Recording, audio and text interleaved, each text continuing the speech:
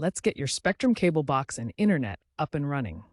This involves using a coax splitter to share the signal from your wall outlet. First, locate the coax cable coming from the wall.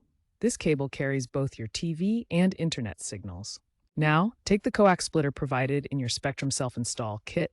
Connect the cable from the wall to the input side of the splitter. Next, take two more coax cables. Connect one to an output on the splitter and plug the other end into the cable in or coax in port on your Spectrum cable box. Connect the second coax cable to another output on the splitter and plug the other end into the cable in port on your Spectrum modem. Make sure all connections are tight to avoid signal issues like pixelation or slow internet speeds. With the physical connections complete, it's time to activate your Spectrum services. Power on your cable box and modem. Give them a few minutes to boot up. Now, you have a few options for activation. The easiest is usually through the Spectrum app on your smartphone or tablet.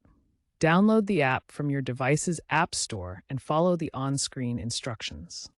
Alternatively, you can visit spectrum.net/activate in a web browser on your computer. You'll need your Spectrum account number and the activation code provided in your self-install kit. Follow the prompts to link your equipment to your account. If you prefer, you can also call Spectrum's activation line at 1-800-892-4357 and speak to a representative. They'll guide you through the activation process.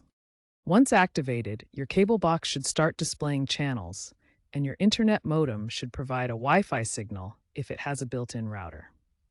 Enjoy your Spectrum services.